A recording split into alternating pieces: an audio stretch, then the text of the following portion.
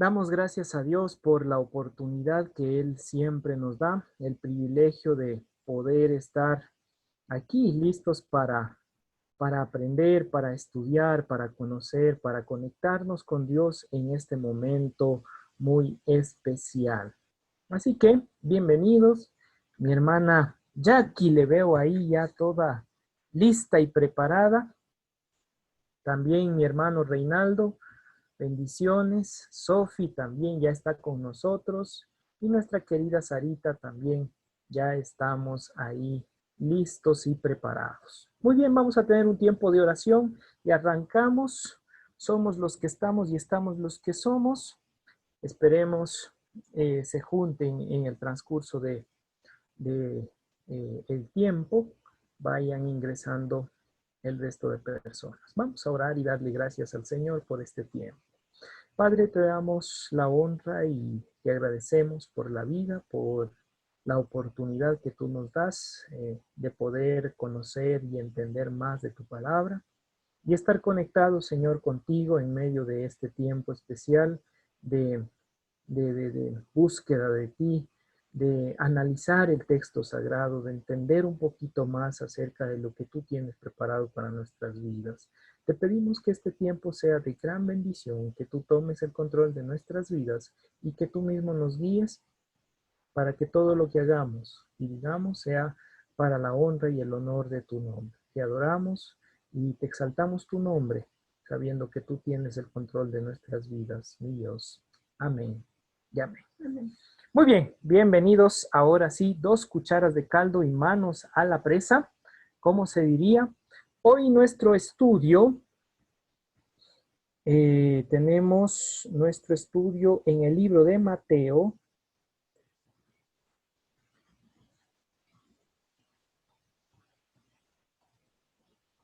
Estoy poniendo en el chat general. Estudio para hoy. Mateo capítulo 20. Vamos a estar trabajando 2 secciones. Primero vamos a estar trabajando del 17 al 19. Esa sería la primera sección. Y después del 20 hasta el 28. ¿Sí? Vamos a estar trabajando 2 secciones a la vez el día de hoy. Por tanto, aprovechemos el tiempo. Vamos a dar lectura y mi esposita que está aquí a mi lado va a estar dando lectura de las Sagradas Escrituras. Así es, mis hermanos, buenas noches con todos. Que el Señor les bendiga esta noche, esperando que se encuentren bien, sobre todo en casa. Y pues nada, gracias por estar esta noche con nosotros para compartir juntos la palabra del Señor. Vamos a leer Mateo 20, del 17 al 19, ¿verdad? Y después del 20 hasta el 28. Amén. Dice, nuevamente Jesús anuncia su muerte. Subiendo Jesús a Jerusalén, tomó a sus 12 discípulos aparte en el camino y les dijo, he aquí subimos a Jerusalén y el Hijo del Hombre será entregado a los principales sacerdotes y a los escribas, y le condenarán a muerte, y le entregarán a los gentiles para que le encarnezcan, le azoten y le crucifiquen, mas al tercer día resucitará. Vamos al 20. Entonces se le acercó la madre de los hijos de Zebedeo con sus hijos, postrándose ante él y pidiéndole algo. 21. Él le dijo, ¿qué quieres? Ella le dijo, ordena que en tu reino se sienten estos 2 hijos míos, el uno a tu derecha y el otro a la izquierda. 22. Entonces Jesús respondiendo dijo, no sabéis lo que pedís. ¿Podéis beber del vaso que yo he de beber y bautizado con el bautismo con que soy bautizado? Y con ellos le dijeron, podemos. 23.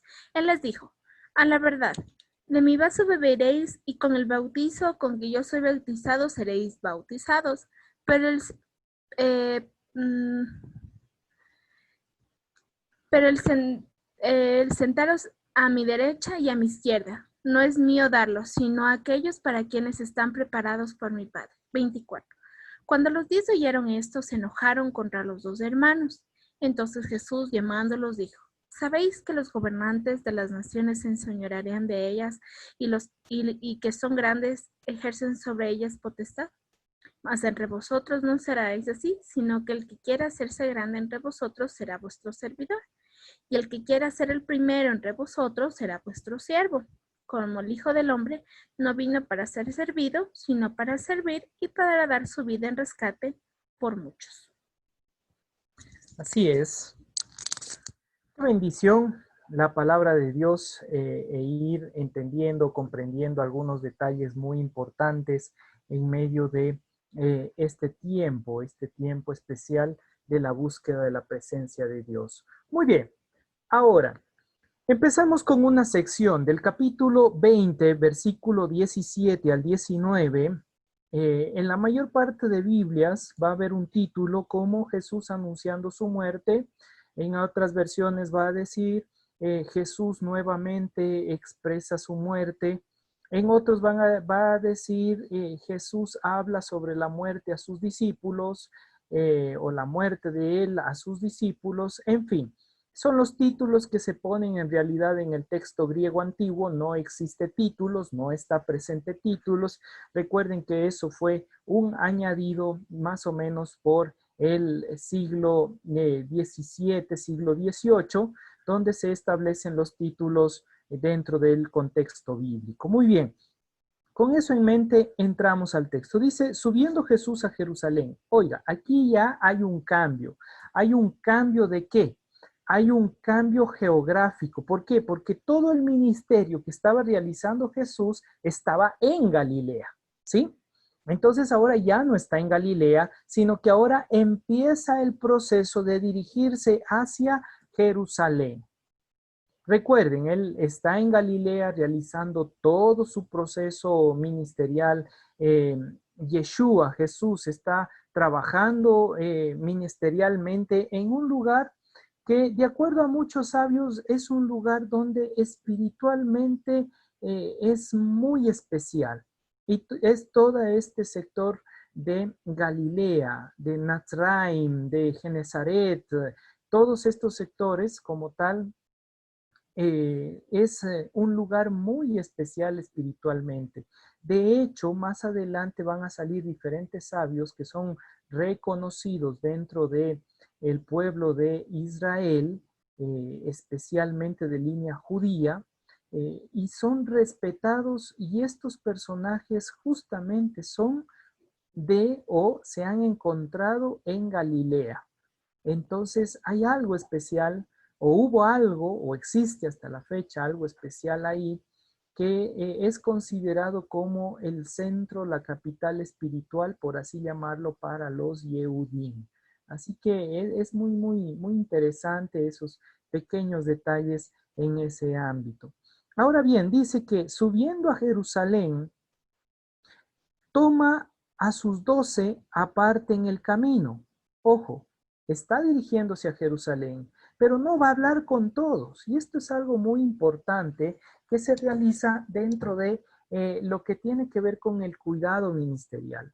Hay cosas que no se hablan directamente con todos. Hay cosas que no se puede hablar con toda la iglesia, sino que es específicamente para hablarlo en un grupo especial, como decir, un grupo más íntimo dentro de la iglesia. Así como cada una de las comunidades, cada una de las iglesias tienen sus líderes, tienen aquellas personas que están colaborando, apoyando al pastor en este caso. Entonces el pastor obviamente va y dialoga directamente temas muy puntuales con este grupo que le está apoyando directamente. Entonces, lo único que se expresa más adelante al resto de la comunidad es como decir el resumen de todo lo que se está realizando para la congregación. Y aquí nos da ya un punto importante en el proceso porque nos está diciendo, hey, mira, observa que no son todos aquellos que van a recibir una revelación o no son todos aquellos que van a escuchar directamente las cosas, sino que hay un grupo especial. Dice, subiendo Jesús a Jerusalén. Ojo, no llegan a Jerusalén tampoco están ya en Galilea, sino en el camino. Ahí hay un término antiguo que es conocido como derech.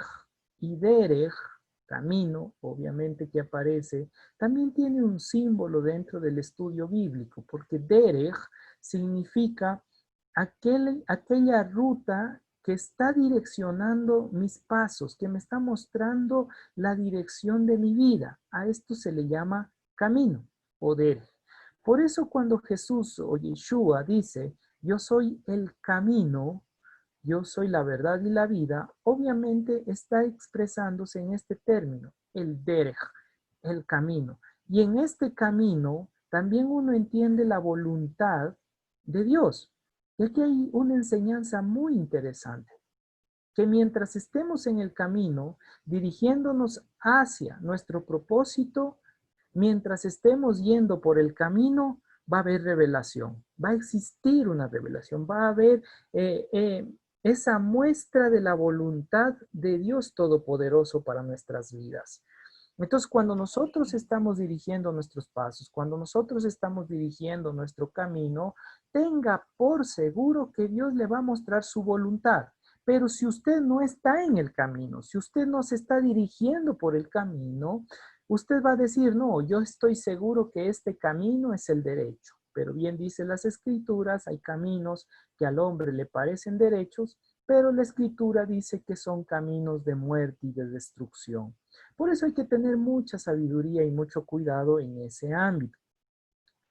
Si queremos recibir una revelación especial de parte del Señor que nos digan, hey, aquí está el camino, esto es lo que realmente tú tienes que hacer o esta es la ruta por la cual tú tienes que tomar, recordemos, debemos nosotros buscar la presencia de Dios en humildad.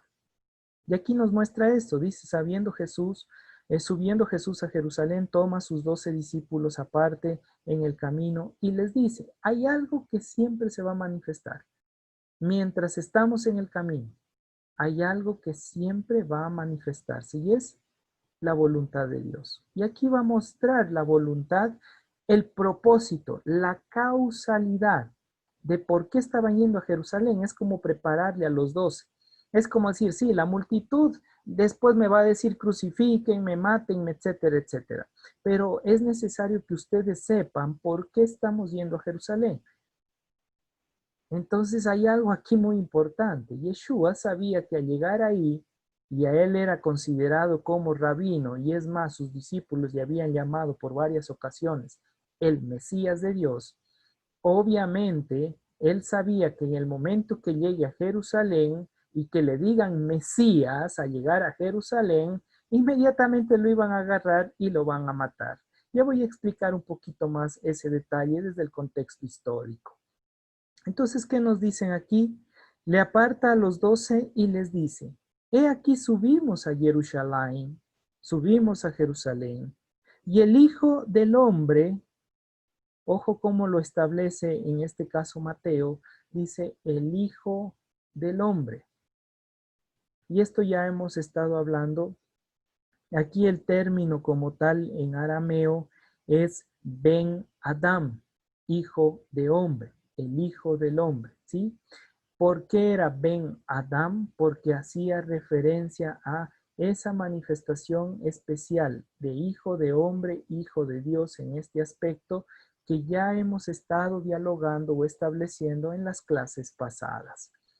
Entonces, cuando le dice, es necesario que el Hijo del Hombre, al subir a Jerusalén, será entregado, ojo, será entregado a los principales sacerdotes. ¿Quiénes eran los principales sacerdotes y de qué línea?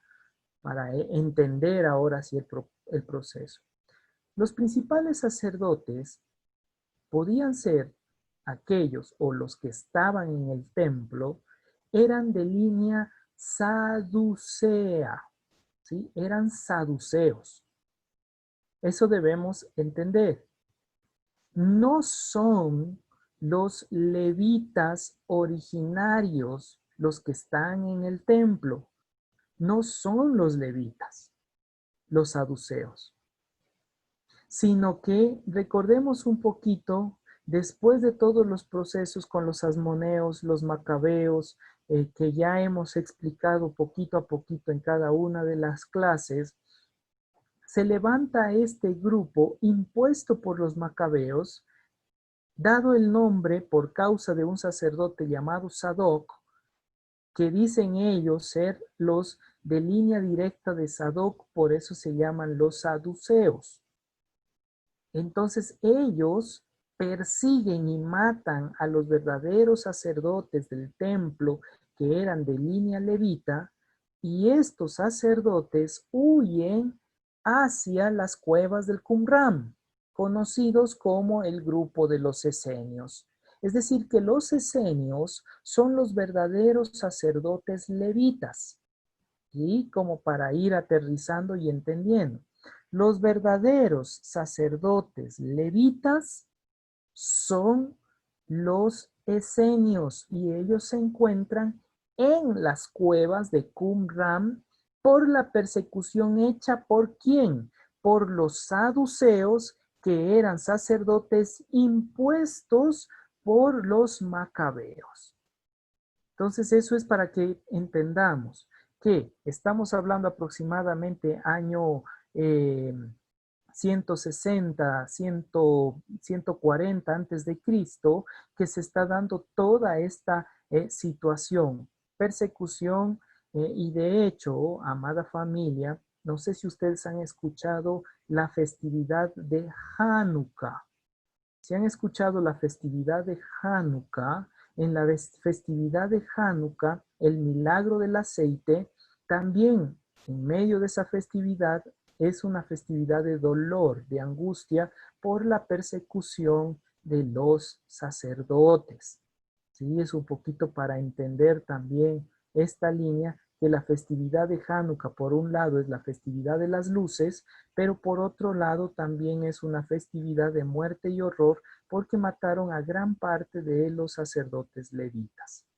Digo esto para entender el contexto de por qué Jesús o Yeshua va a decir: es necesario que vayamos a Jerusalén, y al estar en Jerusalén me van a entregar a los principales sacerdotes, a los saduceos.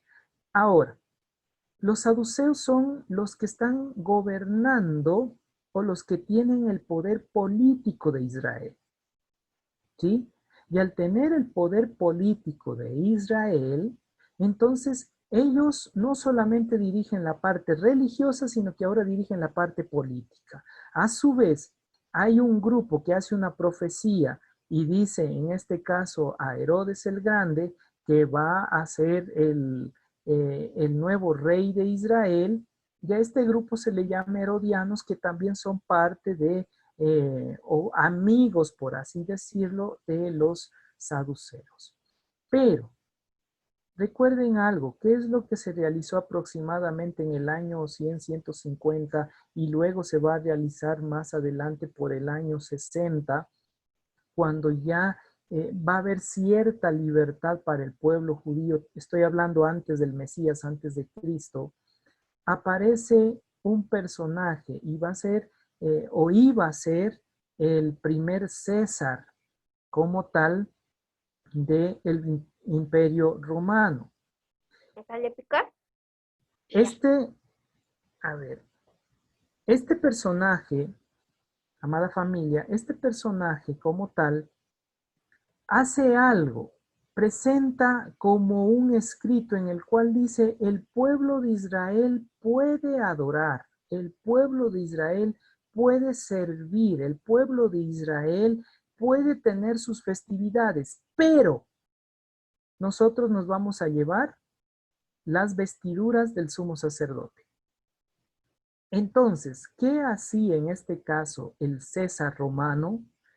Llegaba o enviaba a un representante a Jerusalén, tomaban las vestiduras del sumo sacerdote, el pectoral, la diadema que decía Kadosh y todo lo demás, y se llevaba a Roma. ¿Hasta cuándo? Hasta cuando ya venía la festividad. Venía la festividad, traían todo y le entregaban, especialmente la fiesta de Pascua.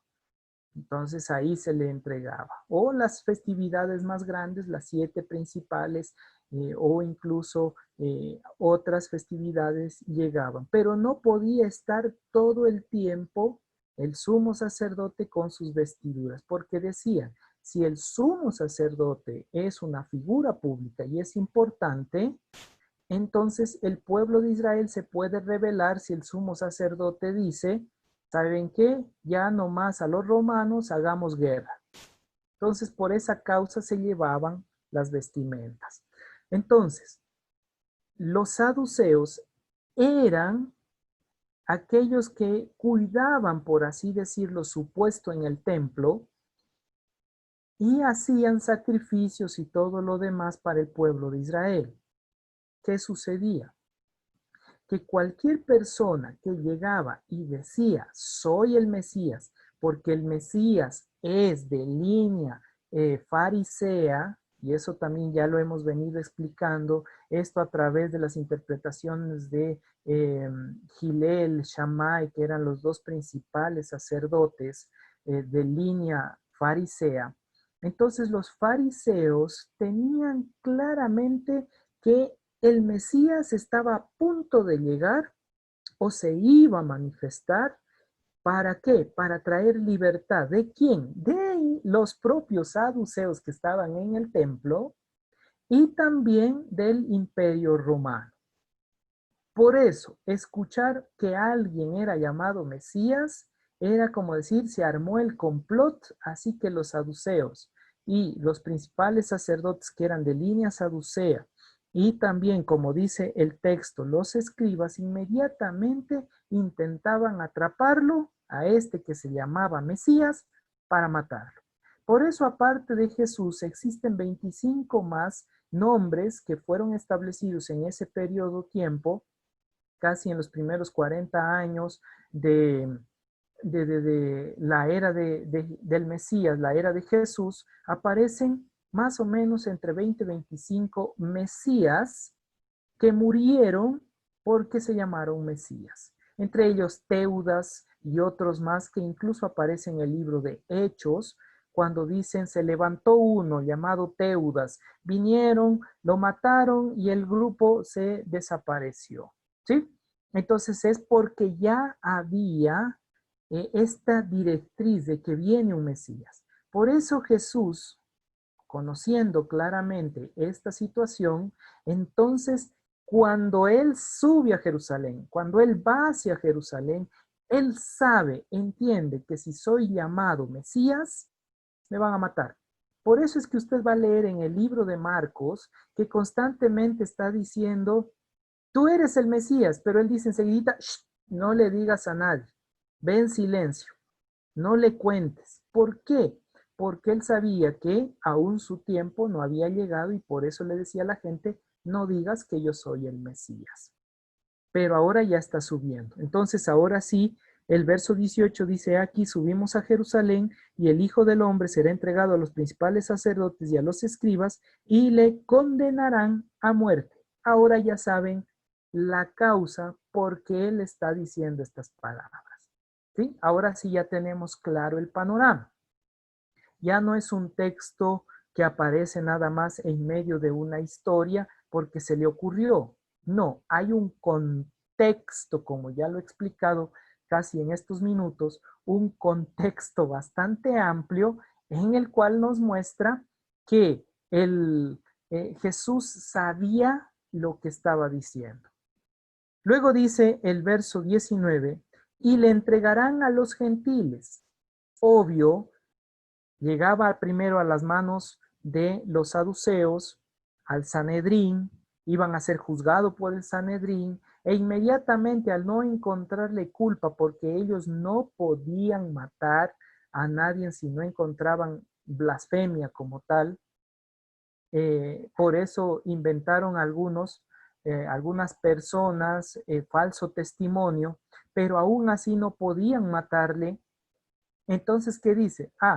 Vamos a llevarle ante Poncio Pilato. Por esa causa es llevado Jesús a Poncio Pilato y al ver que Poncio Pilato tampoco hace nada, le llevan ante Herodes el Grande. ¿Para qué? Para que Herodes, bueno, en este caso ya no Herodes, porque Herodes el Grande porque había muerto, sino Herodes el que estaba gobernando toda esta sector. Recuerden que hay 3 Herodes después de la muerte de Herodes el Grande. Entonces, llega donde Herodes el rey y tampoco es llevado a juicio de muerte. ¿Por qué? Porque el rey tenía toda la potestad de decir, ¿saben qué? Hay que matarlo, pero no encontró culpa, entonces retornan a Pilato. Por eso él va a expresar, y le entregarán a los gentiles. Y aquí hay esa apreciación. En realidad debemos nosotros comprender que los judíos no podían matarle a él, aunque eran el cerebro, la mente por detrás de todo el proceso, pero ellos no podían ejecutarlo. ¿Quién podía ejecutar todo esto? Eran los gentiles. Y dice, para que lo escarnezcan, le azoten, le crucifiquen, más al tercer día resucitará. Y aquí entra el shock para sus discípulos. Porque, ok, entendemos, va a ir a sufrir, es el Mesías y de seguro cuando esto ocurra, Él se va a levantar como Mesías, nosotros vamos a estar listos y vamos a la guerra porque tenemos una multitud que nos sigue. ¿Me explico la idea que se desarrollaba en ese contexto? Los discípulos iban con la idea, ahora sí llegó el tiempo, ahora sí, como dice, se armó la grande, porque sube nuestro Mesías e inmediatamente que Él llegue y le venga la persecución, intenten azotarle, entonces nosotros nos levantaremos y lucharemos por Él y seremos por fin libres de toda esta angustia y este dolor que estamos viviendo por persecución del imperio romano. Suena hasta lógico, porque ellos esperan a un Mesías que llegue de esa manera. Pero ¿qué dice aquí en el texto? Dice, y lo crucificarán, mas al tercer día resucitarán. Y ahí es cuando entran en shock. A ver, momentito. ¿Cómo así de que vas a morir crucificado? Entonces ahí es como que empieza la crisis. Ahí es como que ya ellos están intentando comprender, pero todavía el entendimiento está cegado en esa línea de que el Mesías tiene que llegar y atacar con espada y punto. Pero utiliza algo que de seguro no entendieron. Cuando dice, y al tercer día resucitará. Y aquí, hasta la fecha, hasta la actualidad, hay muchos conflictos teológicos por esta causa.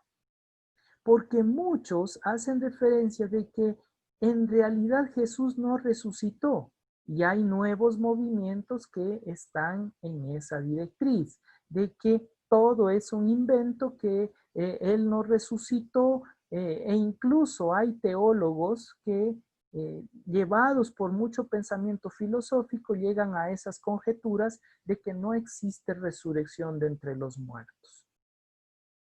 Ahora bien, de la línea saducea tampoco creían en la resurrección de los muertos. Es obvio porque ellos toman el texto de Génesis en donde dice polvo eres y polvo volverás. Entonces para los saduceos no hay resurrección de los muertos, pero para los fariseos sí, porque toman textos como el caso de Isaías, el caso de Daniel, los profetas, que hacen referencia a una vida después de la muerte. Entonces, todo eso debemos nosotros entender que para estos textos 17, 18 y 19 hay todo un contexto histórico que nosotros debemos conocer para no malinterpretar el texto.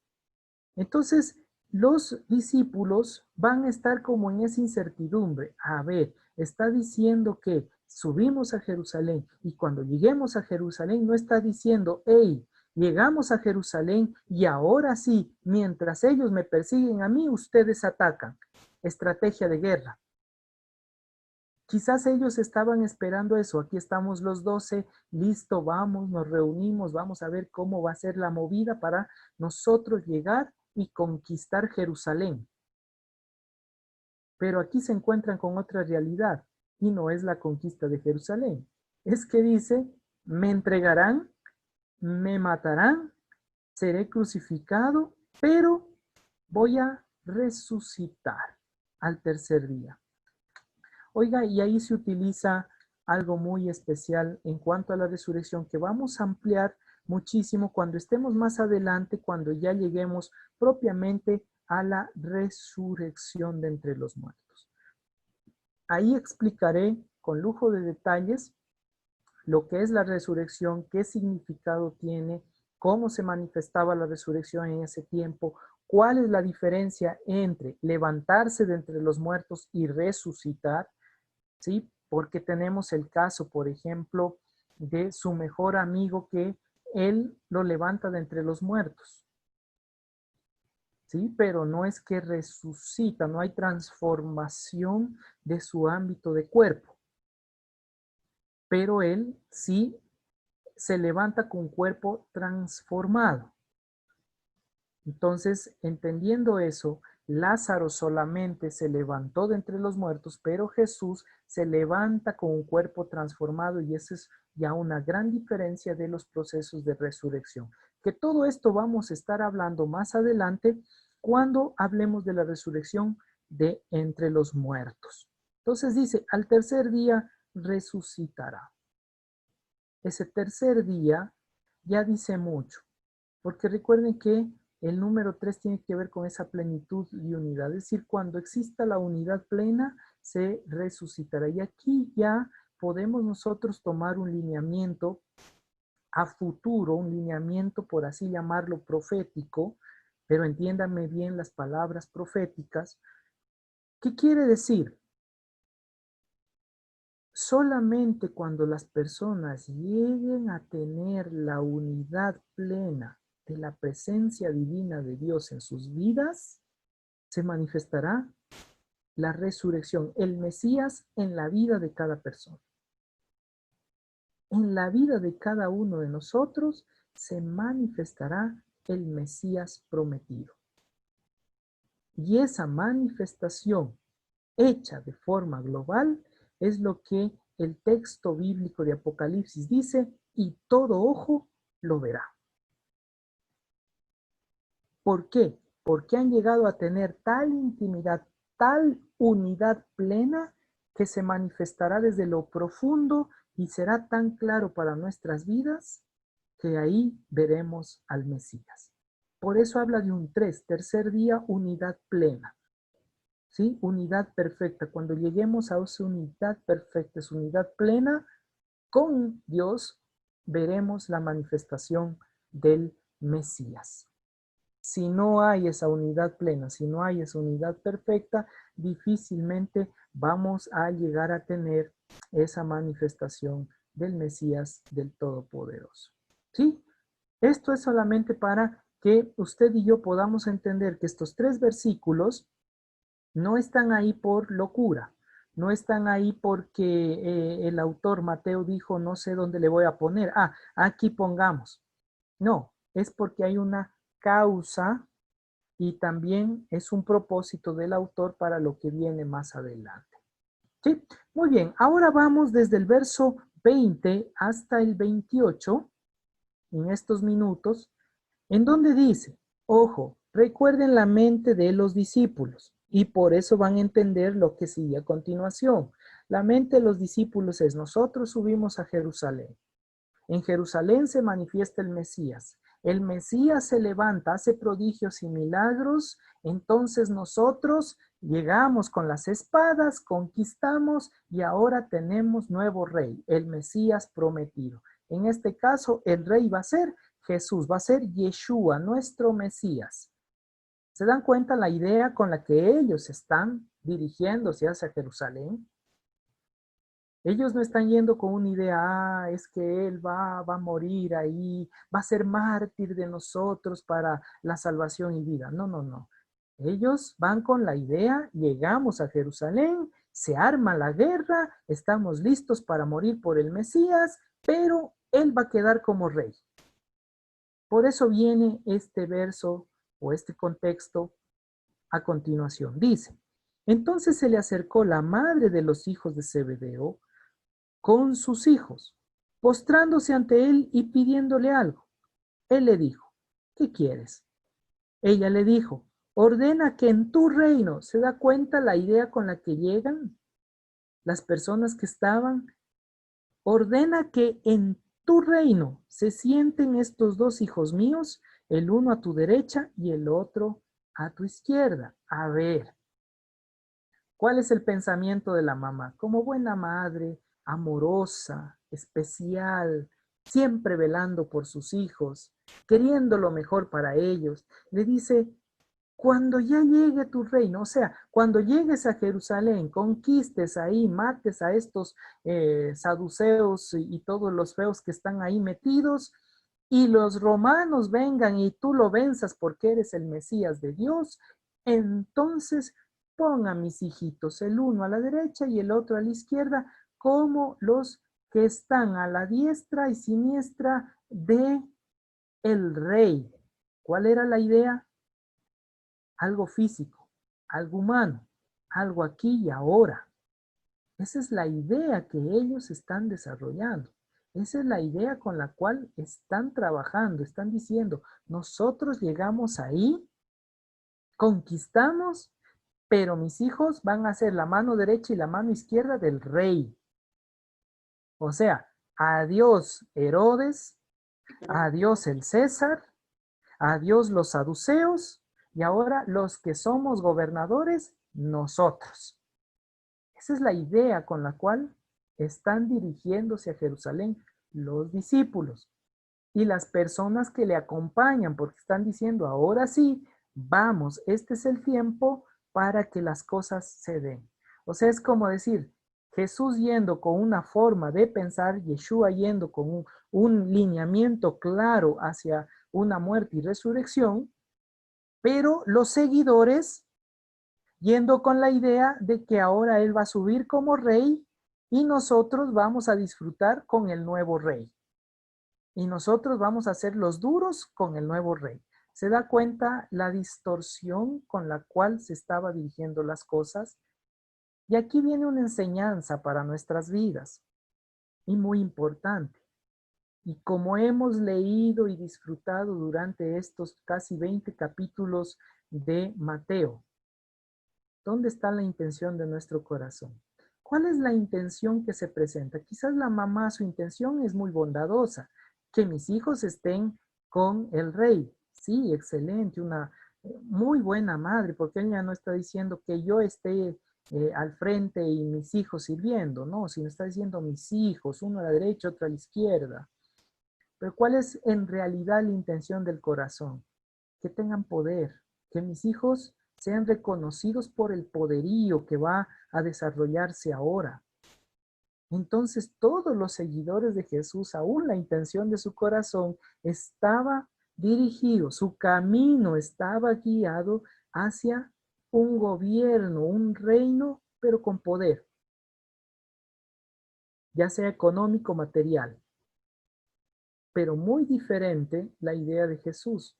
Por eso cuando dice, entonces se le acercó la madre de los hijos de Zebedeo, con sus hijos postrándose ante él, pidiéndole algo, y él le dijo, ¿qué quieres? Ella le dijo, ordena que en tu reino se sienten estos dos hijos míos, el uno a tu derecha y el otro a la izquierda. Todo el pensamiento aquí en la tierra, muy humano, muy malhut, ¿sí? Muy de aquí.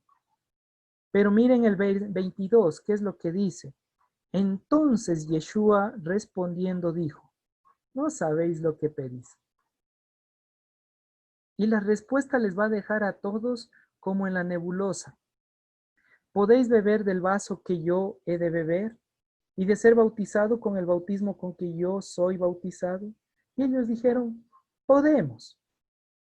Todo pensando humanamente. Ahora veamos esto, lo que la interpretación que se ha dado de estas frases que habla Yeshua. Dice, ¿podéis beber del vaso que yo he de beber? ¿Y podéis ser bautizado con el bautismo que yo soy bautizado? ¿Por qué dice esto? Porque el bautismo era una forma de que se realizaba. Ya hemos explicado un poquito con los que hemos estado en la academia acerca del bautismo y la purificación que se realizaba, el acto de purificación en el cual ingresaban, se daban el baño purificatorio que dice el libro de Levítico y salían de ahí porque era un baño de purificación, un baño para ser kadosh, y de ahí salía y era ungido para ser rey. Entonces ellos están pensando humanamente y dicen, claro, nosotros podemos hacerlo. ¿Me explico? ¿Pueden beber de la copa que yo beba? Claro, por supuesto. Ahora, pongámosle en este ámbito. Más adelante, cuando están en Getsemaní, Jesús va a decir, Pedro y a los que le acompañaban, ¿una hora no han podido velar conmigo? ¿No han podido estar en tiempo de oración? Cuando regresa y se pone a orar, le dice, Padre, pasa de mí esta copa. Oh, ahí está lo que dice, ¿pueden ustedes beber esta copa que yo voy a beber? Este bautismo que a mí me toca vivir. Y ellos dicen, podemos. Y él les dice, a la verdad, es probable que puedan vivir, puedan pasar esto. Pero cuando llegó el momento, ¿qué pasó? En el instante que llegan los con Judas, los guardias, los soldados, ¿qué pasó con el resto? Patitas para que te quiero, sopla ñaño, por aquí es más recto, dice el típico costeño. Por aquí voy más rápido, ¿sí? ¿Qué está diciendo? Que ni siquiera pudieron soportar el primer golpe, cuánto más el resto. Ya hay una realidad para nuestras vidas, un choque existencial para nuestros corazones. Porque nosotros a veces decimos, no, es que yo sí puedo soportar, yo sí puedo vivir, seguir adelante, hacer esto o aquello, etcétera, etcétera, para con Dios. Pero cuando llega la primera prueba, salimos huyendo. Llega el primer momento en el cual nosotros somos confrontados con la realidad a ver si realmente somos hijos de Dios. Salimos huyendo, con miedo, con temor, espantados. Y a veces decimos, esto no es para mí. Y hay muchas personas que han empezado una vida con la búsqueda de Dios, empiezan bien, empiezan el camino, pero a medida que avanzan, ¿qué ha sucedido? Han dicho, no, es muy difícil, seguirle a Dios es muy duro, seguirle a Dios, qué complicado, seguirle a Dios, no, mejor estaba antes cuando vivía en el mundo y mejor me regreso. Entonces, hay que comprender esta parte. Cuando habla del vaso que va a beber y el bautismo con el cual va a ser bautizado, es todo este proceso de pruebas y purificaciones que debemos vivir. ¿Será realmente que vamos a soportar? Y el 23 nos dice, ellos responden, sí podemos. Y él les dice, a la verdad, de mi vaso beberéis, es decir, sí van a sufrir, porque todos a la final sufrieron, y la muerte con la cual murieron los apóstoles, de acuerdo a la tradición, es bastante dura, unos despellejados, otros muertos con lanzas, otros muertos crucificados de cabeza, otros metidos en aceite hirviendo. En fin, su muerte de los apóstoles fue bastante dura. Por eso dice, les digo a la verdad, de mi vaso beberéis, y con el bautismo que yo soy bautizado seréis bautizados. Pero el sentaros a mi derecha y a mi izquierda no es mío darlos, sino aquellos para quienes está preparado por mi Padre. Y ahí es cuando todos entran en shock. Dice, a ver, Él es el Mesías, Él es el ungido, Él es el que va a ser rey. Y ahora dice que Él no va a ser rey, sino el Padre. Dígame si no les dejaría a ustedes también así como en la nebulosa. Que usted esté queriendo elegirle como presidente a alguien. Digamos, Bolito presidente. Y todos damos el apoyo. Y Bolito llega ya a las votaciones y está a punto de ganar y él dice, a la verdad, el que esté conmigo, qué sé yo, ahí como ministro, no depende de mí, sino de mi padre. O sea, a la final, ¿quién es el que tiene autoridad? ¿Él o su padre?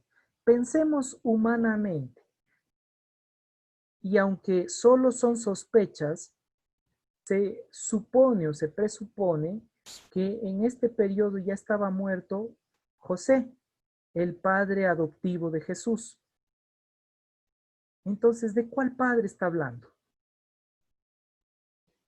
Me explico que no es nada fácil para los apóstoles este proceso. Es como que se quedan en la nebulosa y dicen, a ver, dice que ni siquiera a él le es permitido quién va a derecha e izquierda. ¿Y nosotros?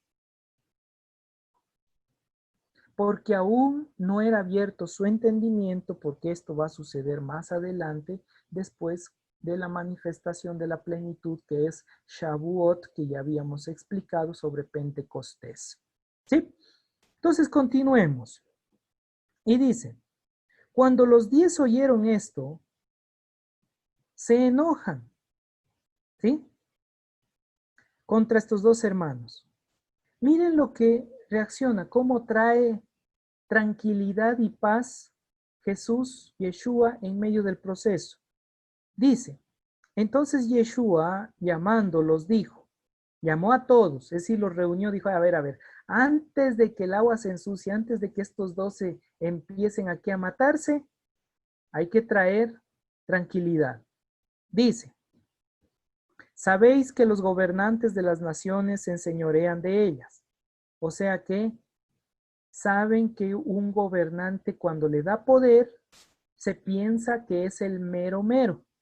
Es lo que está diciendo. Entonces piensa que es el amo, dueño y señor de toda la nación, de todo lo que gobierna. Por eso usted puede ver, presidente que llega, piensa ser el amo, dueño y señor y empieza a hacer lo que quiere como si fuera su casa. Y cuando sale, corrupciones, problemas, dificultades, etcétera, etcétera. Entonces, Yeshua aquí ya nos está explicando eso. Dice, llegas al poder, el poder te corrompe y crees que tú eres dueño de todo. Lo que estaba sucediendo con el César, con el rey Herodes, con Poncio Pilato, que se creían los dueños y señores, los saduceos, dueños y señores del templo. Entonces dice, muy bien, pilas a esto. Ninguno de ustedes debe pensar de esa manera. Y los que son grandes ejercen sobre ella potestad, dice el 26. Mas entre vosotros no será. Ojo, aquí hay un término. No será, no dice no es, no será así. Y aquí está utilizando dentro del término griego, utiliza una palabra en aoristo. Y esta palabrita significa que tiene un efecto o se cumple en este instante, pero tiene un efecto a futuro. Ese es un aoristo griego. ¿Sí? Entonces, ¿qué está diciendo? ¿Cómo está expresando? Está diciendo que con ustedes no es así, ustedes no deben enseñorearse, no deben sentirse superior a nadie. Y aquí viene algo que puedo decir para aquellos pastores, líderes que ya toman una iglesia y se creen amos, dueños y señores de su iglesia. No, nadie es dueño. Aquí es clarito el texto. Esto no será así con ustedes. No podemos nosotros enseñorearnos de una iglesia, no podemos nosotros enseñorearnos de una comunidad, sino que nosotros debemos mostrar que somos aquellos que servimos, no aquellos que utilizamos nuestra fuerza, nuestro poder de influencia para gobernar la iglesia. No. Y eso es lo que lastimosamente ha sucedido en todos los ámbitos y estamentos eclesiales, no solo de línea protestante, también de línea católica y de todas las religiones. Lastimosamente, se levanta un grupo, hay poder en ese grupo y el que está al frente se corrompe por el poder. Por eso, Yeshua, Jesús dice, tal cosa no va a suceder entre ustedes. Y luego dice, sino que el que quiere hacerse grande entre vosotros será vuestro servidor, y el que quiere ser el primero entre vosotros será vuestro siervo. Oiga, qué duro. Ellos llegando con la idea, nosotros vamos a conquistar, vamos a quedar, Jesús va a quedar como rey y nosotros ahora sí a gobernar Israel. Y su Mesías le sale, ustedes van a servir. Ni siquiera van a enseñorearse. ¿Qué choque emocional más fuerte? Dígame usted si no va con esa idea y le da ganas de decir, entonces, ¿para qué voy? Si voy a llegar ahí y no voy a tener nada, al contrario, voy a seguir sirviéndome. Choque existencial para los apóstoles. Y viene el 28. Como el Hijo del Hombre no vino para ser servido, sino para servir y dar su vida en rescate por muchos. Oiga, cómo termina este texto de una manera increíble. Y nos dice, ¿saben qué? Si su mente es que están yendo en una iglesia o están tomando la directriz de una iglesia, o si ustedes están siendo parte de una comunidad y creen que ustedes van a tener poderío, si ustedes creen que van a enseñorearse de esas personas, van mal. Porque ustedes deben tener una idea de humildad, un pensamiento de servicio, un pensamiento de entrega, no un pensamiento de enseñorearse y creerse la última Coca-Cola del desierto. No ese es el camino. El camino es esa humildad en el Señor, sabiendo que cuando yo sirvo, estoy demostrando mi amor por la comunidad. Pero ojo, y esto es algo muy importante que ya he enviado en los devocionales, que tampoco su servicio se vuelve idolátrico. ¿Qué quiere decir? Que usted se ponga y diga, es que yo estoy sirviéndole a Dios y es más importante su servicio que a quien sirve. Mucho cuidado con eso. Nosotros servimos al amo, dueño y Señor, el Rey de Reyes, Señor de Señores, nuestro Dios. Pero aún su servicio tiene que estar puesto en las manos de Él. Y no intentar sobresalir o pensar que mi servicio es mejor que del otro, que lo que yo hago es mejor que el otro. Cuidado con eso. Todos somos iguales porque todos somos una familia. Por eso dice el texto, no vino para ser servido, sino para servir y para dar su vida en rescate por nosotros. Cuando entendemos el contexto, comprendemos estas palabras.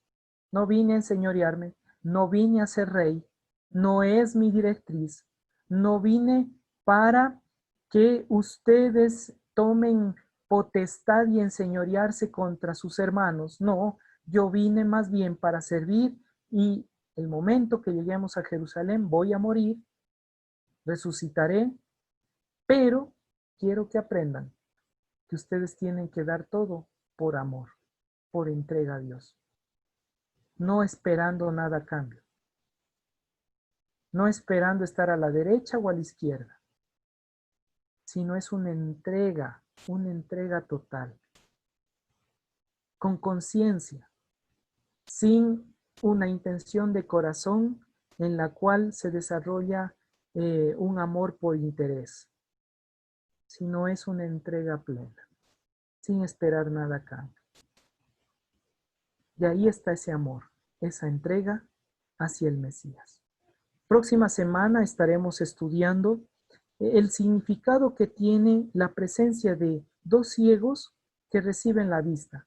¿Qué significa esto? ¿A qué hace referencia? ¿Por qué se manifestaba este tipo de milagros? ¿Estos milagros son solamente de Yeshua?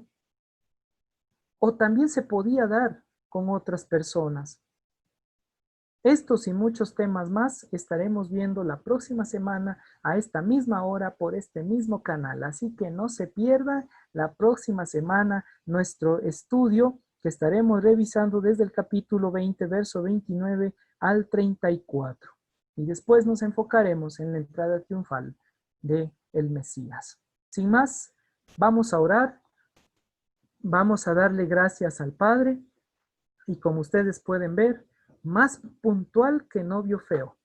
Esta vez sí, salimos puntual. Queremos dar saludos y bendiciones a aquellos que nos acompañan previamente. Hay varias personas con nosotros. Nuestra hermana Mónica Vaca está con nosotros. Bienvenida.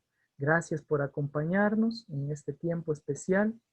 También tenemos Isabel Torres. Está con nosotros. Isabella. Gracias, bendiciones. Armando Suárez, que, bueno, realmente me comentan aquí, es un invitado especial. Bienvenido, que Dios les bendiga grandemente. Qué lindo que estén con nosotros. Cris Enríquez, desde México, está con nosotros. Toda esa familia hermosa que me recibieron en México, les envío un abrazo fraterno, una gran bendición. Gracias por todo lo que hicieron por mí hace 3 años atrás. Ya van a ser 4 años que estuve por México. Gracias por esa bendición, ese tiempo especial que pude disfrutar con ustedes y gracias por estar con nosotros. Sin más, vamos a tener un tiempo de oración. Mi esposita nos va a guiar en este momento. Oremos, hermanos. Gracias, Padre, por esta noche. Gracias por tu palabra. Gracias, Padre, porque es preciso a nuestros corazones. Señor, queremos ser más como tú, entender misterios de cosas que muchas veces leemos la palabra y no caemos en cuenta o, Señor, a veces nos falta un poco más de sabiduría para que la palabra sea como algo que nazca de nuestro corazón y nazca una investigación, nazca saber un poco más allá de lo que simplemente está escrito. Ayúdanos, Padre, a tener ese fuego dentro de nosotros, esas ganas, Señor, para aprender más de ti. Gracias, Padre, porque sabemos que esta noche la palabra fue preciso y exacto para nosotros, Señor. Gracias porque nos levantas, Señor, de grandes crisis, Señor, de grandes cosas que muchas veces como humanos caemos. Ayúdanos a entender los propósitos que tienes en nuestra vida, en nuestras familias, a nuestro alrededor, Padre. Asimismo te pedimos por la situación que aún vivimos. Padre, no sabemos cuándo esto va a acabar. Ayúdanos a ser pacientes, ayúdanos a entender que lo bueno y lo malo solamente viene de ti. Te honramos y te agradecemos en Cristo Jesús. Amén. Amén y amén. Qué bendición. Y ahí, si desean, pueden